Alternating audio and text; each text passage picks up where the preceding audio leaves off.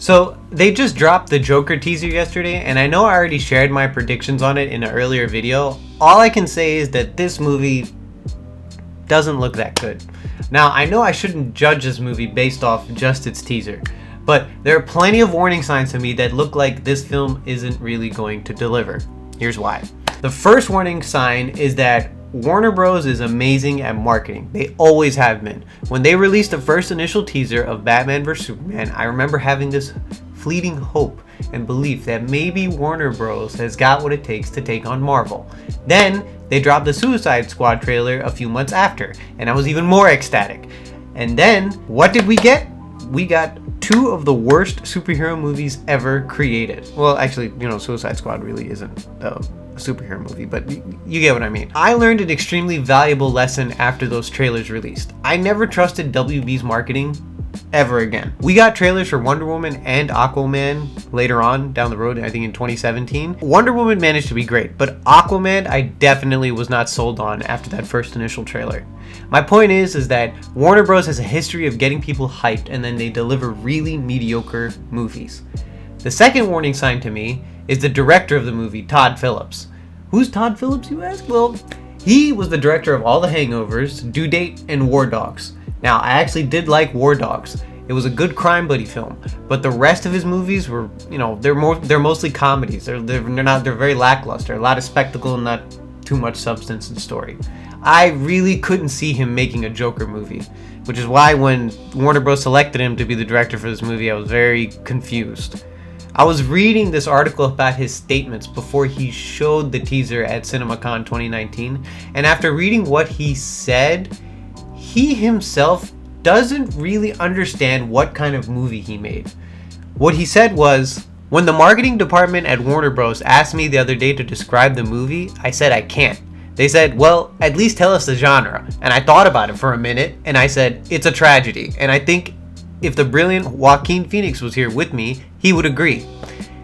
He also said, "I don't have a lot to say about the filming because it's still taking shape, but I also want it to be a surprise. That said, there's been a lot of chatter about what this film is and isn't, and most of it hasn't been very accurate.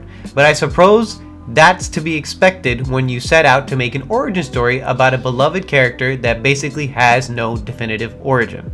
Now, he could be just saying this to show that his film is unique or different, but if you struggle to define your film as any type of genre, especially at this point after in post-production, I'm sorry, that sounds like a huge problem to me. All films are tragedies essentially, but usually you get a happy ending. This movie is definitely going to have a sad ending. And the last part of his statement is what really made me skeptical about this movie. The Joker technically doesn't have a definitive origin. He tells these tall tales that essentially are pieces of a true story, but you never know if it's real or not. And I love that about his character. I don't want to know where he came from or who he is. The fact that Warner Bros. Is even making this movie doesn't make sense to me at all. In the comics, Joker tells a story about how he was coerced into the Red Hood gang to rob the Ace Chemicals plant, which Batman intervenes on and accidentally sends him into a vat of chemicals, turning him into the Joker. Again, we don't know if it's true, but this is what he tells the people at Arkham during this particular storyline in the comics. This movie looks like it has none of those references in there. Instead of it being Batman being the reason why Joker is appearing, it basically looks like Gotham's society is the reason why he's going off the deep end. It also looks like Joker appears when Bruce Wayne is still a kid and Thomas Wayne is still alive.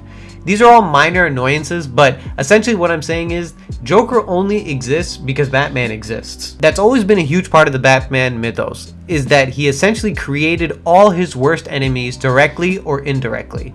So when you take Batman's biggest villain and make a movie about him without Batman being part of it, then why even make it?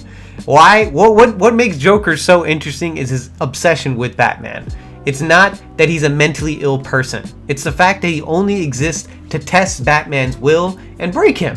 Now, granted, this teaser doesn't really give us a clear motivation as to how he becomes the Joker, but if society is the main reason for his emergence instead of it being Batman, then I'm not with it.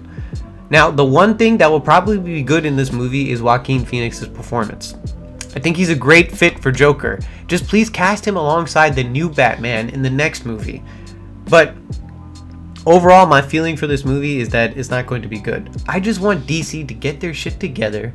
Stop with these dumb, gritty art house origin stories that just don't fit. You're jumping around in all these different genres for your films. You need to find this, cohesive tone for all your films. And give me some good Batman movies. We waited long enough.